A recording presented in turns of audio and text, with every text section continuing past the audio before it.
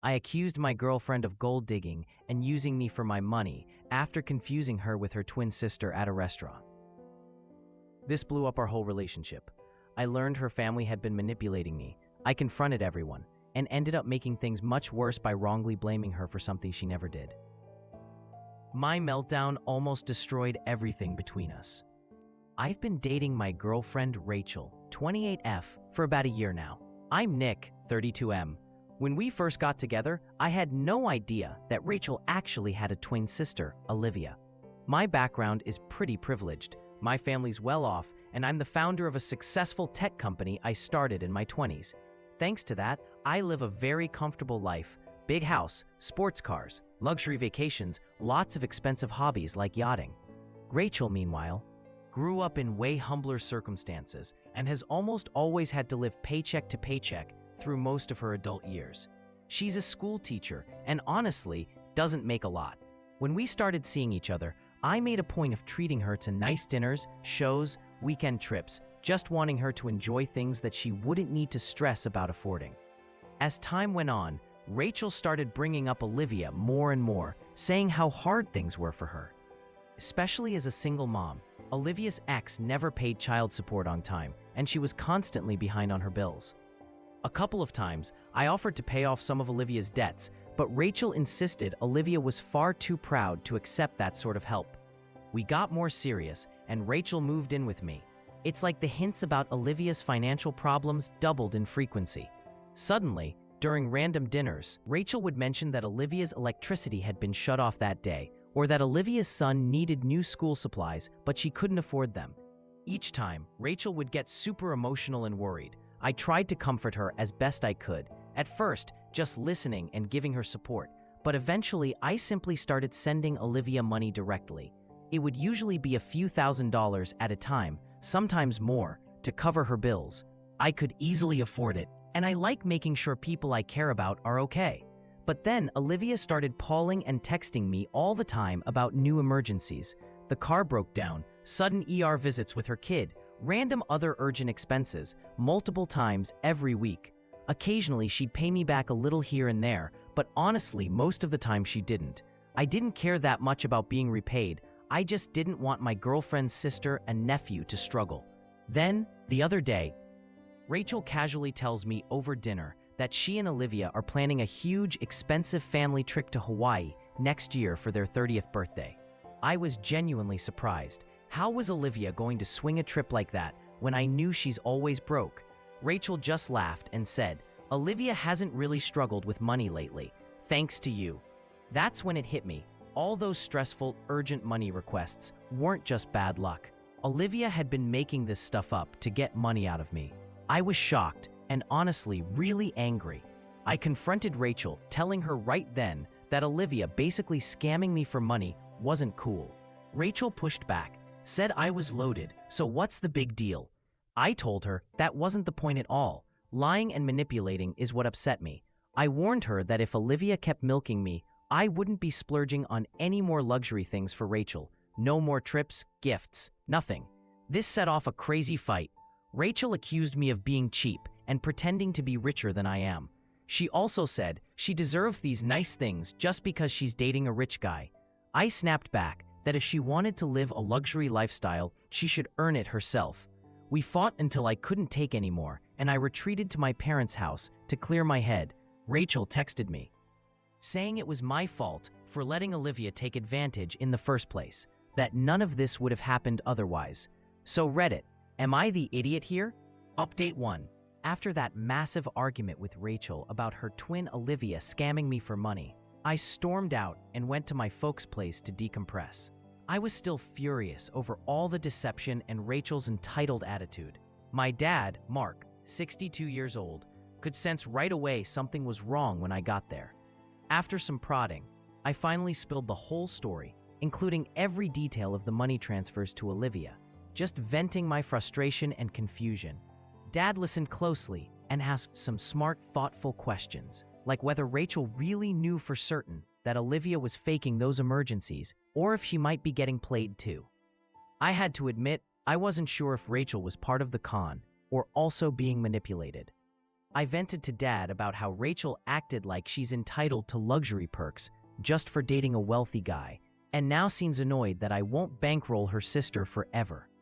Dad pointed out that Rachel's expectations started to sound wildly unreasonable, especially given she's never shown much drive to build her own financial stability. He asked if I noticed any other signs of materialism or greed that made me uncomfortable about the future.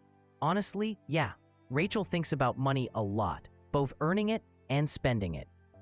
Then Dad explained how he and Mom always manage their own budget and financial goals without leaning on anyone else, and that's the sort of independent partner he wants from me.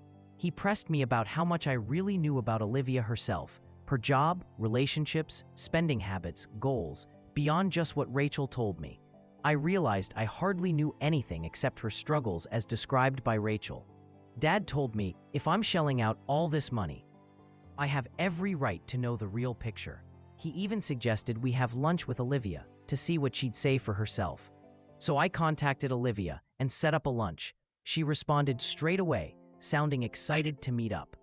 When the day came, Dad joined me, and as soon as Olivia arrived, she laid it on thick. Tearful stories about eviction while pregnant, selling her belongings to afford diapers, endless calls from collection agencies, and how she lived in terror of not being able to support her kid. She called me a saint for all the help I'd given. Dad skillfully pressed for more details, types of homes she was evicted from versus the current place. Stories didn't match. Why she wasn't on government assistance if things were so dire. Olivia started getting mixed up and nervous, reversing her own stories. Eventually, I confronted her directly. Why plan a 5-star Hawaii trip if she's supposedly flat broke and desperate? At last, Olivia broke down and admitted she'd exaggerated or outright invented most of the stories. She said she just wanted Rachel to have some financial breaks in life and fun experiences like trips. She didn't know any other way than to get money from me by playing up crises. Dad calmly explained that trust and honesty are essential to all relationships, financial and otherwise, and when you take advantage of someone, you break both. I told Olivia that I don't mind genuinely helping loved ones in need, but I absolutely can't tolerate dishonesty and manipulation. Olivia apologized, trying to rationalize what she'd done, claimed the trip was actually Rachel's idea. I reminded them that just because someone's wealthy, it doesn't mean their generosity should be taken for granted or abused. Dad suggested the three of us, himself, me, and Olivia, meet with a financial advisor. He wanted an objective look at her income, spending, goals, and a clear budget so she could start living within her means and not feel pressured to scheme for money. Olivia agreed, albeit a bit nervously, saying she really did want to be more responsible. We set up an appointment with a family financial planner who specializes in long-term strategies. After Olivia left, Dad told me he believed Olivia felt genuinely cornered at times as a single parent and made some poor, fear-based choices. Add in Rachel's constant pressure for trips and luxuries, and the temptation just kept building. Dad said if Olivia sticks to the financial plan and budgeting sessions, she should manage just fine without any more lying or scheming. My feelings were all over the place, still wary of Olivia, but kind of sorry for her too. Dad told me forgiving Rachel was my decision, but I definitely needed a serious talk with her about why she sided with Olivia instead of caring about trust and honesty. Also, she needed to address why she's so focused on status and other people's wealth instead of building her own security. The truth is, I have no idea how to have that conversation without Rachel turning it around and accusing me of being controlling or cheap. I decided to let Olivia's sessions with the advisor run for at least a few weeks before making any big decisions about Rachel. All this financial dishonesty has me completely rethinking the relationship. Does Rachel care about me or just the lifestyle I provide? I wish I'd figured that out way sooner. I hate feeling like you have to buy someone's love. For now, I'm avoiding seeing Rachel face to face, but eventually we'll have to talk this through calmly. If anyone has thoughts on how I should handle this next stage, I'm open to advice. Update 2. It's been around 3 weeks since all of that exploded with Rachel, and I stopped seeing her after discovering how her twin Olivia had been manipulating me for cash. During this time, I've kept my distance to reflect on whether this relationship has a real future. Olivia's financial planning sessions actually seem to be working. She's getting her budget sorted out and isn't coming to me for handouts anymore. but my feelings about Rachel are still a giant mess. Her attitude about money, the way she defended Olivia, and my suspicion she's more into me for my lifestyle than for actual emotional connection, all of it haunts me. I couldn't shake the fear that Rachel only wanted me for the perks, not for me. Trying to clear my head, I treated myself to lunch at my favorite high-end spot, a downtown bistro that reminds me of something I visited in Italy with amazing paninis and soup. As I walked in, I immediately spotted Rachel sitting at a window table, laughing and chatting with some older dude in an expensive business suit. He looked maybe late 30s and was decked out with designer watch and fancy leather shoes. He just had that rich, successful energy. I was so stunned I froze, noticing the way Rachel was touching this guy's arm and laughing at his jokes. My heart sank when I saw him pull out a black credit card to pay for lunch, and then Rachel lit up, grinning wide. The hostess came to ask if I wanted a table or takeout, but I couldn't even muster a reply. I just spun on my heel, bolted outside, hands shaking. My mind was screaming, how could Rachel move on so quickly and with another rich guy? Was she really just using me as a wallet this whole time? And now that my generosity was gone, she had lined up her next sponsor? Half in shock, half in fury, I drove straight to my parents' house. Dad was home and listened as I raged about what I'd seen. Rachel on a fancy lunch date, all flirty, and the guy obviously trying to impress her.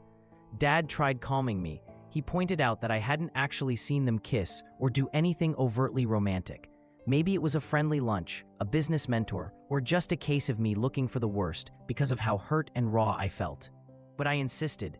Rachel had never acted that way with anyone but me before.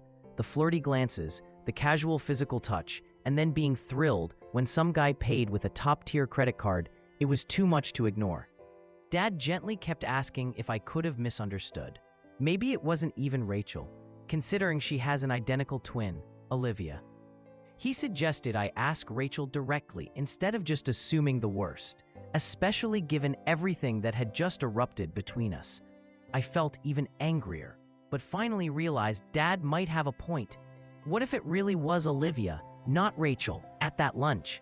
It would be a pretty massive mistake to blow things up again over a case of mistaken identity. Dad offered to go with me to talk to Rachel so things wouldn't spin out of control, and I agreed. It suddenly felt urgent to get the truth and stop any more misunderstandings. We showed up at Rachel's and I knocked hard. When she answered the door, I stormed in, absolutely demanding to know what was going on. Who was the business suit guy? Why was she having lunch with him? Was she already going after another rich dude now that she couldn't get money from me? Rachel was baffled, saying she hadn't been downtown in weeks and had no idea what I was talking about. I described everything in detail, and she just shook her head, looking confused and a little hurt. Dad stepped in to calm things down and asked Rachel if it might have been Olivia out to lunch that day instead. Rachel's face cleared. She said, actually, yes. Olivia had gone on a first date with a businessman from a dating app that day, and Rachel had even helped her pick out an outfit that morning. My heart dropped and reality set in. Dad had been right. I'd gotten the identical twins mixed up. I'd accused my girlfriend of something terrible based on nothing but my own suspicion and fear. I started apologizing, face burning with embarrassment. Rachel, though, was still deeply hurt. She told me that me believing she'd stooped to gold digging with random strangers and being so quick to accuse her made it clear I don't trust her or respect her character. She said she couldn't be with someone who would so easily assume the worst. I begged her, saying I'd just been overwhelmed by the whole situation. The last few weeks of stress, fights, and manipulation had left me seeing red flags everywhere. But Rachel stood her ground and said that kind of knee-jerk accusation revealed deeper issues. I needed to do some soul-searching about my own attitudes toward women and money. Dad tried to help mediate, asking Rachel if she could see any path forward, but Rachel was adamant she needed time and space.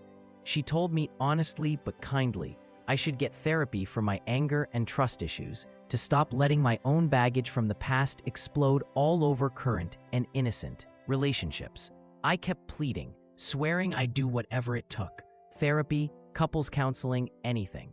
Dad reiterated that I needed to respect Rachel's space and timeline if there was ever going to be hope to rebuild trust, gently telling me not to rush her or force forgiveness.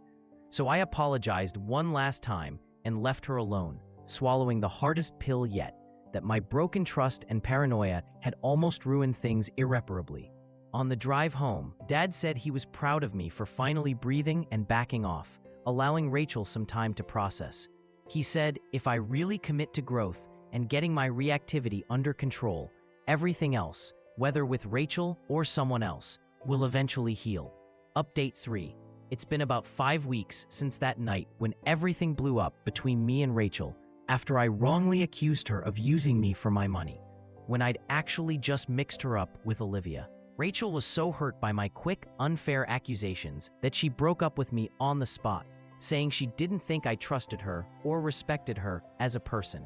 Since then, I've done everything Rachel asked. I've given her space, kept my distance, and started therapy to work on my anger, trust issues, and destructive patterns. I've realized those issues come from being hurt in past relationships, and that I projected my pain onto Rachel in a really unfair way. Dad's been regularly checking in on me, telling me not to give up, noting that Rachel didn't say our breakup was definitely forever, just that she needed space to decide whether this could ever work again after I accused her of something so ugly. I haven't reached out to her, but waiting around in limbo hurts like hell. I don't know if Rachel will ever forgive me, or even if she should. If she ends things for good, it's my own damn fault for not trusting her. I just hope she'll be able to see, when all's said and done, that my actions came from my scars, and not because I really doubted her character. Still, she's got every right, after how I behaved, to walk away, and I'm working hard in therapy to make sure I never react like that again with anyone. Earlier today, after a particularly tough therapy session, I stopped at a cozy coffee shop to think. As I sat there lost in thought, someone came up behind me and said, "Kay, you." I spun around and it was Rachel. She looked a little anxious but calm, and my heart plummeted, thinking maybe she just wanted to officially close things out between us. We stood there a moment, and finally Rachel gestured to a table and asked if we could sit and talk. I nodded, heart pounding. Rachel told me she'd been doing a lot of thinking about our relationship and her own personal growth, and that she decided to take a break from dating in general, to focus on recentering herself instead of getting dragged into drama. I worried this was the "let's be friends, goodbye forever" talk, and felt myself getting desperate. But then, sensing my anxiety, she reached for my hand and said that doesn't mean we couldn't fix things between us, if I was willing to work on myself too. I rushed to explain all the changes I'd been making, how therapy was helping me understand the roots of my anger, and that my therapist was even open to doing occasional sessions with Rachel if she wanted. Rachel was quiet for a minute, then explained she understood, finally, that my explosion came from my pain, not from any real betrayal on her part. She apologized for her part in the huge blow-up and pointed out that both of us immediately got defensive, instead of listening or giving each other the benefit of the doubt. She also admitted breaking things off so abruptly was probably her own defense mechanism. Hearing this, I started crying from relief and gratitude, finally realizing Rachel really did still care and was open to reconciliation. I promised I'd spend every single day showing her my loyalty and regaining her trust. Being apart had been the hardest thing I'd ever been through. Rachel actually smiled at this and said she missed my sappy poetry about her, and that her life had felt flat and empty since we parted. She admitted she didn't quite feel like herself without me there, so I asked if she wanted to come over for dinner that night to start figuring out how to rebuild things. She said yes. As we left the cafe, hand in hand, I felt this overwhelming gratitude for the chance to make things right. Before Rachel got in her car, she looked at me and whispered, "When two people are meant to be together, nothing can really break that bond permanently." That brings this story to a close. It's clear trust is fragile and too easily destroyed by our own wounds and suspicions, especially when we don't communicate. Even wealth and comfort can't guarantee emotional security if we aren't honest or willing to work through deeper insecurities. What do you think? Have you ever let your own insecurities or past pains sabotage a relationship? And if so, what did you do to rebuild trust and heal things afterwards? Let me know your thoughts.